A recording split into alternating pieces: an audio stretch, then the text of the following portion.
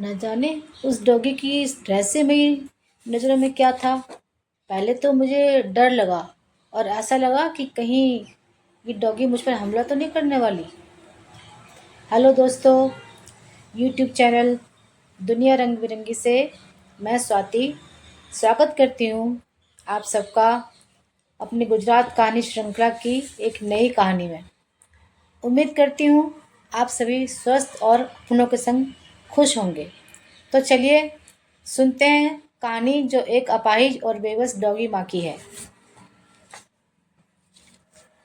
दोस्तों, ये बात है 2013 के आसपास की। उन दिनों हम गांधीधाम के पास गोपालपुरी नामक एक कॉलोनी में रहा करते थे, जो केपीटी के अंदर ही थी।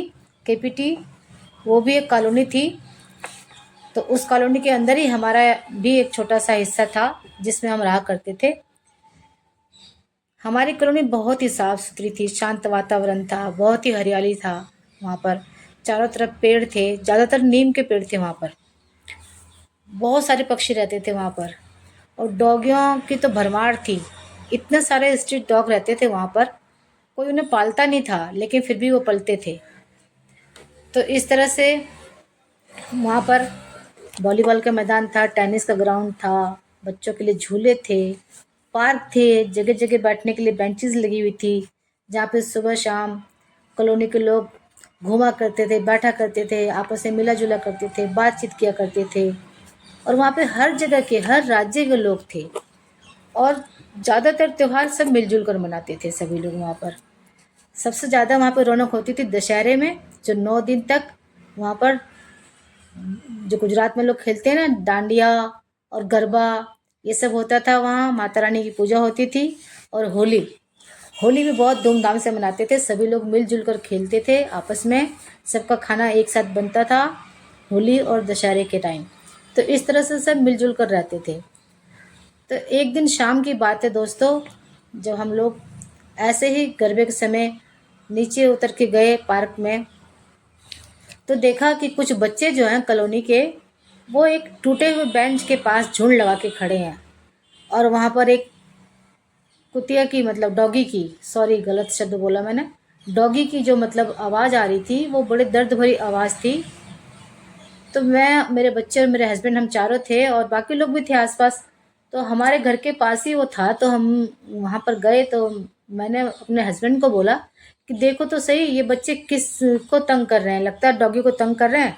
और तो फिर मेरे हस्बैंड उनके पास जाते हुए बोले कि अरे बच्चों, क्या कर रहे हो तुम, डॉगी को तंग कर रहे हो क्या, हट जाओ वहाँ से, काट भी सकती है तुम्हें। तो उनमें से कोई बच्चा बोला कि अंकल, इस डॉगी ने बहुत सारे बच्चे दिए हैं, देखो कितने प्यारे प्यारे हैं। और ऐसे बोलते हुए कुछ तो भाग भी गए वहाँ से, और कुछ हाथ में ऐसी लकड़ी की टहनियाँ लेकर के उस डॉगी को छेड़ने लगे।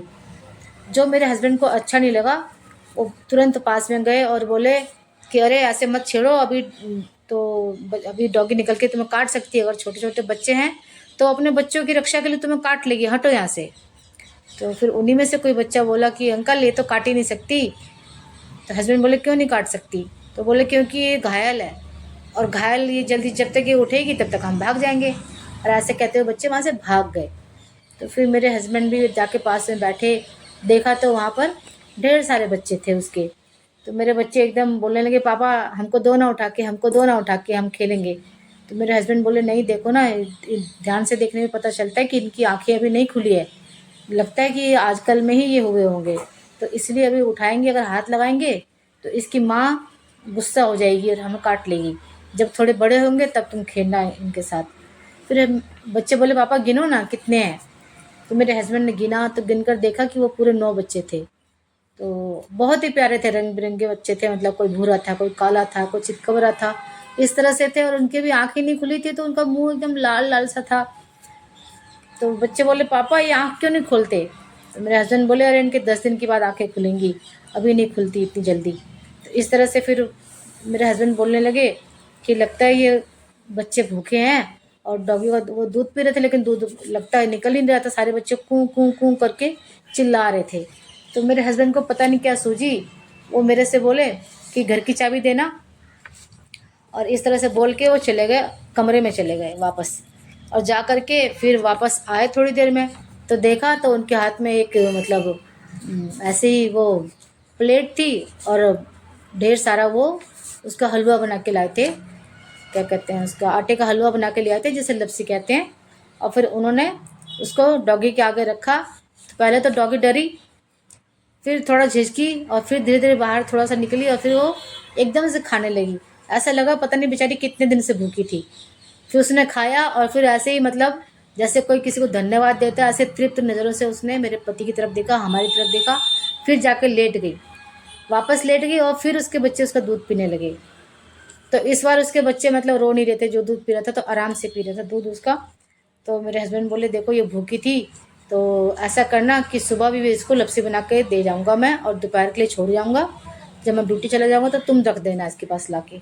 तो क्योंकि मैं डरती हूँ बहुत, मुझे डर लगता है डॉगी से, मुझे बचपन में एक बार डॉगी ने काटा है तो मुझे डर लगता है। तो मैंने बोला कि मैं नहीं रख के जाऊंगी, मुझे काट लेगी तो मेरे हस्बैंड बोले अरे नहीं काटेगी, तुम पास में लाके छोड़ जाना, ये देखेगी तो अपने आप ही खा लेगी। मैंने कहा ठीक है।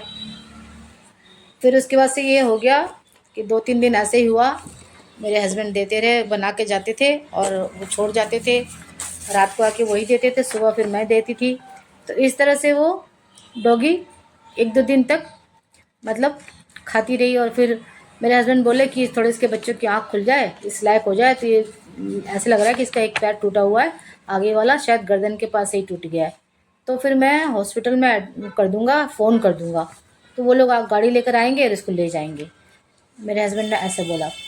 इसके बाद दूसरे तीसरे दिन की बात है कि सब लोग, मेरे हस्बैंड ड्यूटी चले गए थे, बच्चे स्कूल चले गए थे, ये कोई लगभग सुबह का 10 साढ़े 10 का टाइम होगा कि मैं, हमारा घर नीचे ही था, मतलब 2 मंजिल का मकान था वो, हम ग्राउंड फ्लोर पर रहते थे, तो पीछे की तरफ बालकनी खुलती थी मेरी, जिधर पार्क बने थे सारे, जिधर पेड़ पौधे थे, उस साइड मेरी बालकनी खुलती थी। तो मैं ऐसे ही कमरे में झाड़ू लगा रही थी या पोछा कर रही होंगी शायद, तो उसी समय मुझे डॉगी की एक दर्द भरी आवाज़ सुनाई दी।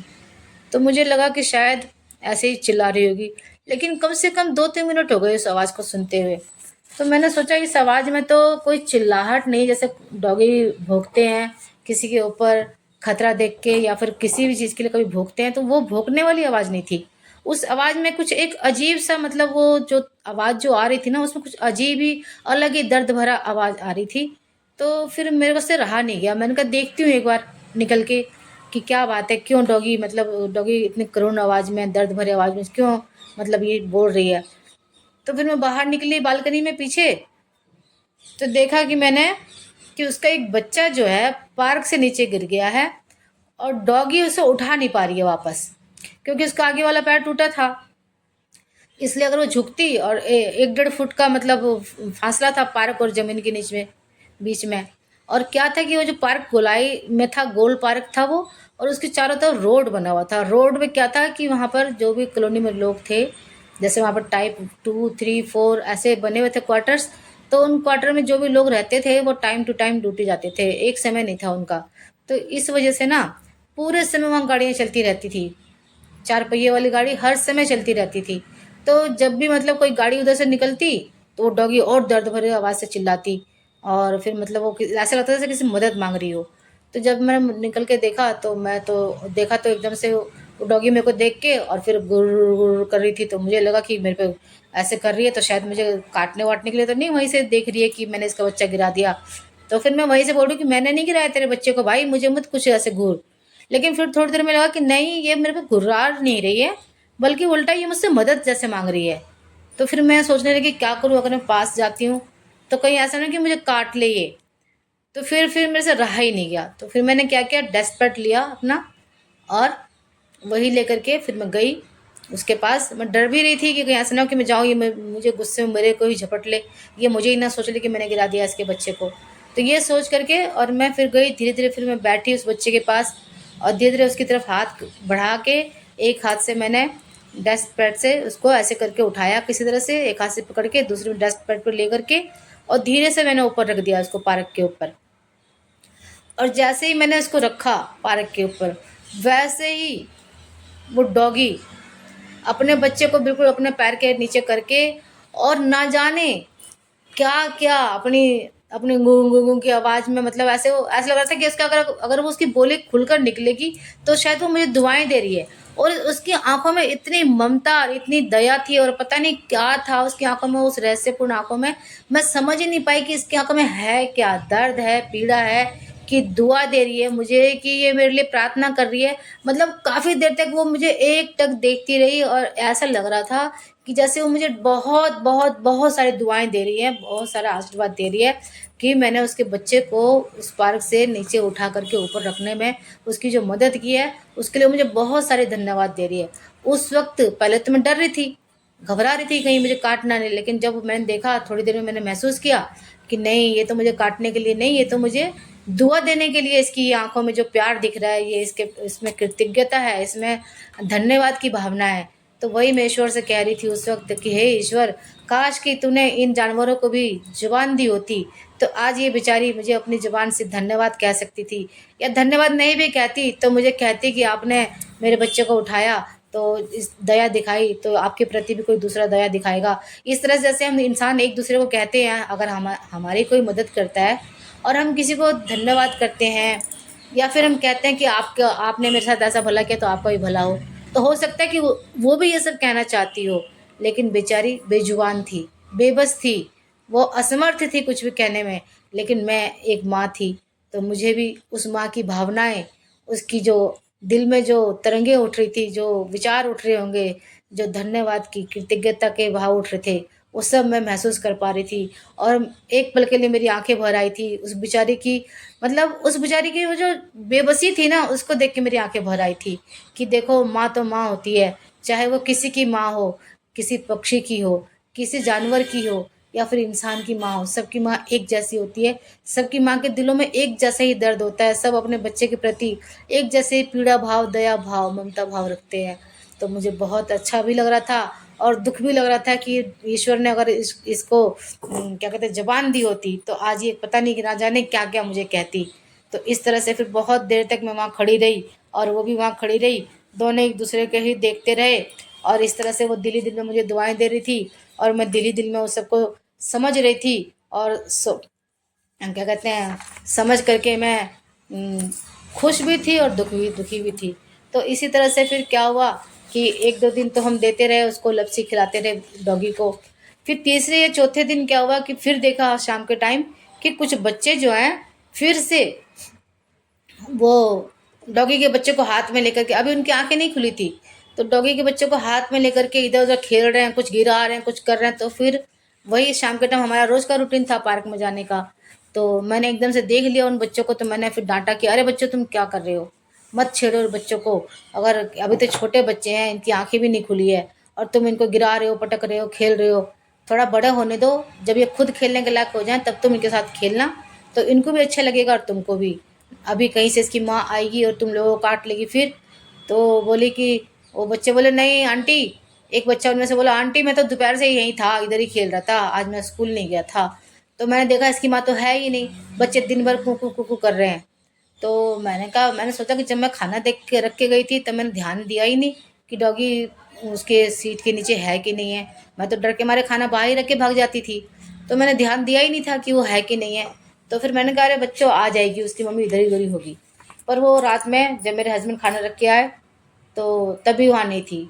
तो हस्बैंड बोले तुमने दोपहर को खाना रखा था, वो भी उसने नहीं खाया डॉगी ने, और अभी रख के आया हूँ, देखो खाती है कि नहीं खाती है। लगता है उसका अब लपसी खाने का मन नहीं है। तो फिर मैंने बोला कि अरे बच्चे बोल रहे थे कि वो दोपहर से ही नहीं है।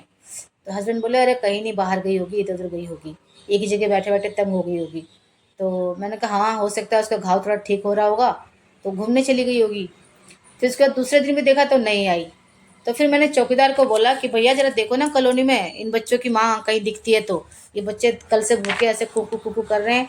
तो चौकीदार ने पूरी कॉलोनी में ढूंढा, उसने देखा तो कहीं नहीं है। तो हस्बैंड ने बोला कि अरे ये बच्चे तो भूख से परेशान हैं, तो क्या करें, इनकी तो अभी आँख खुली नहीं है कि हम बर्तन में दूध रखें और ये पी ले आराम से। फिर हस्बैंड दुकान गए, 2-3 निप्पल खरीद के लाए वो। फिर जब वो निप्पल लाए तो फिर हमने दूध गर्म करके, और मतलब मेरे बच्चों ने, मेरे हस्बैंड ने और मैंने बारी बारी से सब बच्चों को दूध पिलाया। तो इसी तरह से 2-3 दिन हम पिलाते रहे, और फिर धीरे धीरे 10वां दिन हो चुका था, उन बच्चों की आंखें खुल चुकी थी, और फिर वो प्लेट में दूध डालने पे वो पीने लगे थे।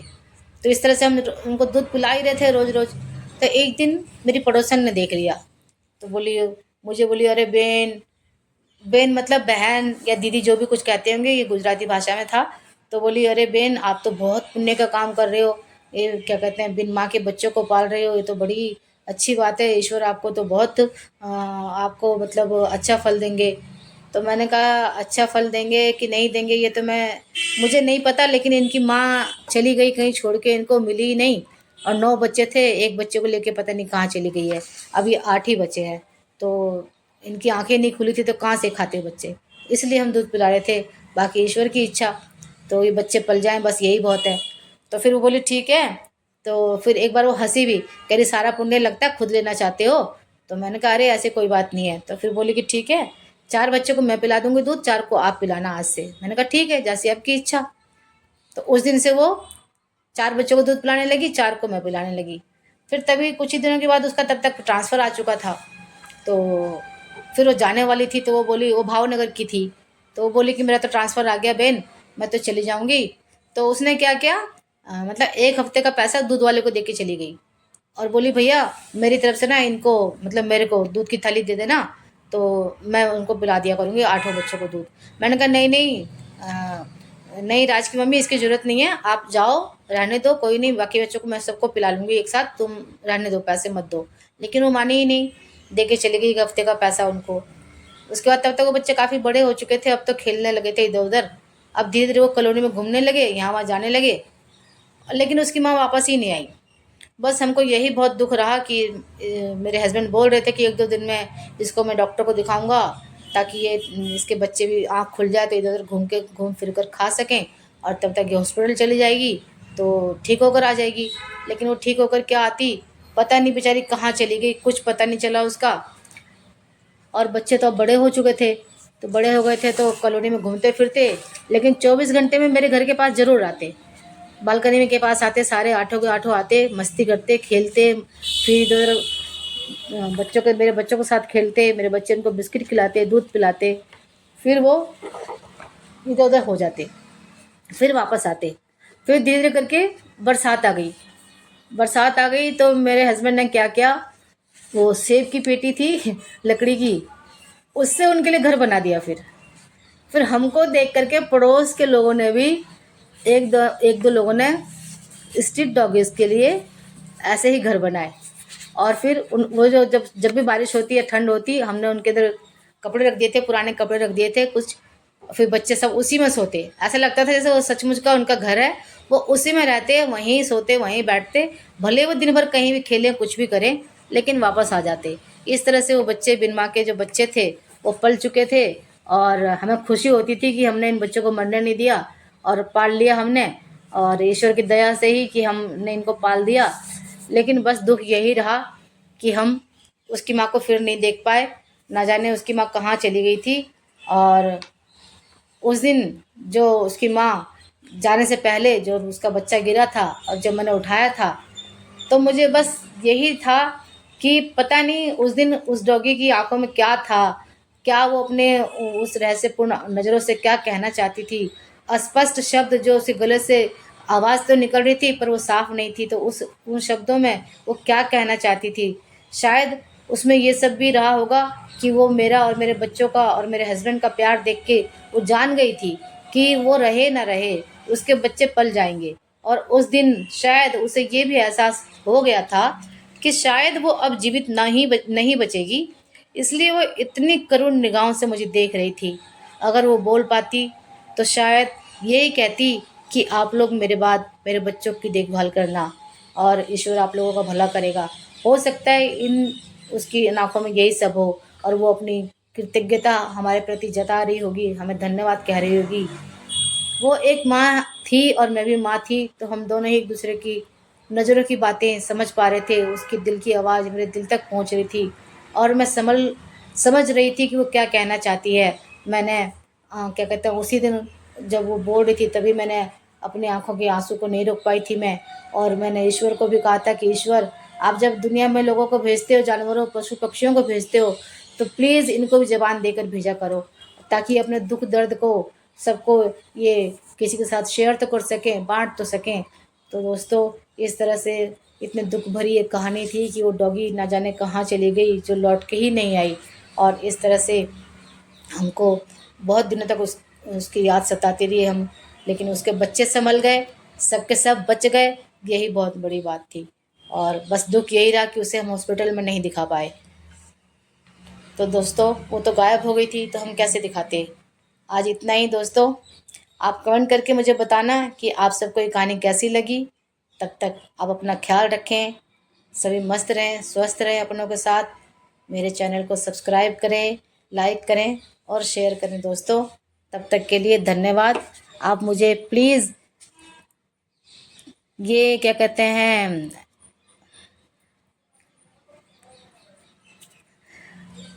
आप लिख के मुझे बताना कि आपको मेरी कहानी कैसे लगी। Thank you, bye.